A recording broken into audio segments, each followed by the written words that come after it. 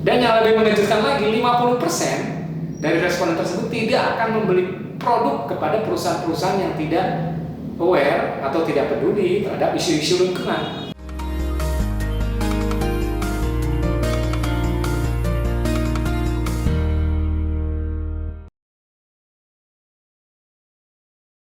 Rekan-rekan profesional yang saya hormati, selamat bertemu kembali. Saya dengan Tung Juwanto dari Resco Best Practice Management Consulting.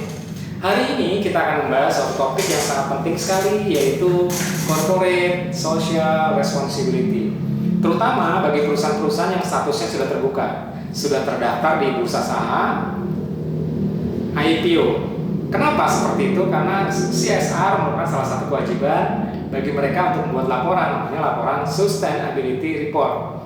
Untuk membuat laporan tersebut ada 4 aspek yang harus dipenuhi. Yang pertama adalah ISO 14000 terkait dengan masalah lingkungan. Yang kedua adalah ISO 26000 terkait dengan panduan melakukan CSR. Yang ketiga adalah SA 8000 yaitu akuntability internasional. Yang terakhir adalah AA 1000 atau Triple Bottom Line. Beberapa rekan saya yang masih bekerja, masih aktif, mereka masih mensalahartikan pemahaman mengenai CSR. Menurut mereka, kalau mereka sudah melakukan sumbangan sosial, maka tidak perlu lagi yang namanya Corporate Social Responsibility. Nah, pendapat ini nggak salah, hanya perlu diluruskan. Jadi kalau sumbangan sosial, bahasa Inggrisnya itu atau di bahasa CSR-nya itu adalah Corporate Philanthropy. Mari kita lihat skop CSR menurut Philip Kotler dan Lee dalam bukunya Corporate Social Responsibility, The Most Doing Good for Your Company and for Your Cause.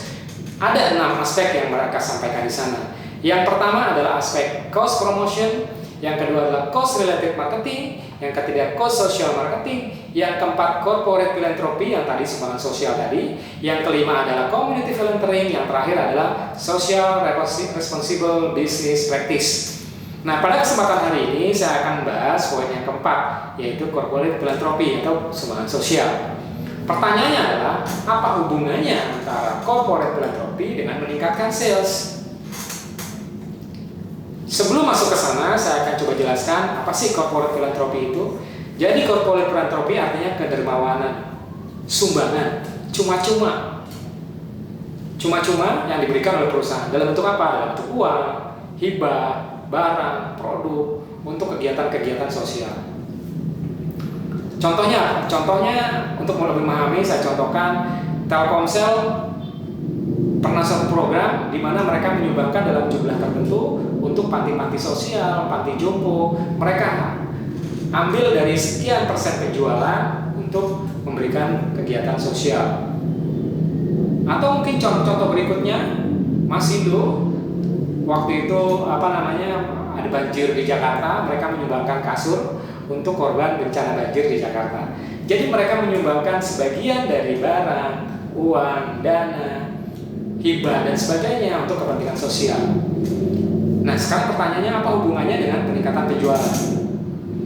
Dengan melakukan kegiatan corporate philanthropy, ada 4 aspek yang dapat dimanfaatkan atau berefek positif terhadap perusahaan tersebut. Yang pertama adalah meningkatkan brand image perusahaan di luar. Corporate image-nya meningkat.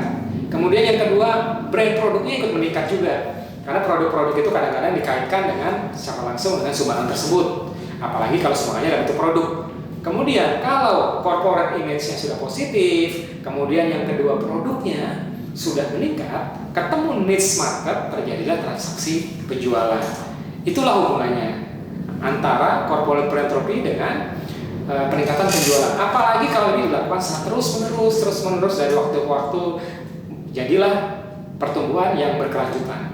Dan berdasarkan survei dari The Millennium Poll yang berkantor pusat di Toronto, Kanada, Environment International, terhadap 25.000 responden dan dari 23 negara. Hasilnya sangat mengejutkan sekali.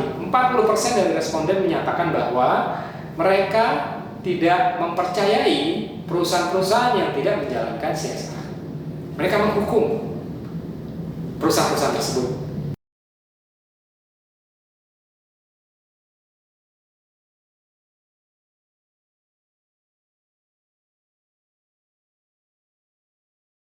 Jadi sudah jelas ya hubungannya sangat erat sekali antara corporate philanthropy dengan penjualan. Nah mungkin sebagian Anda bertanya, yang poin 1, 2, 3 itu kemana? Kok belum dibahas? Itu sudah saya bahas di video-video saya sebelumnya. Silakan di searching di YouTube.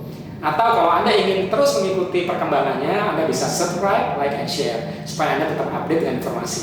Oke, kita kembali lagi ke pembahasan. Jadi, agar teman-teman profesional ini bisa menerapkan corporate philanthropy ini karena program CSR, Anda bisa menghubungi Respro. Kami akan membantu menerapkan corporate philanthropy ini menjadi satu program CSR Anda, sehingga bukan hanya sekedar formalitas, tapi juga bisa meningkatkan penjualan. Demikian yang dapat saya sampaikan. Resources Productivity, Manage Your Resources.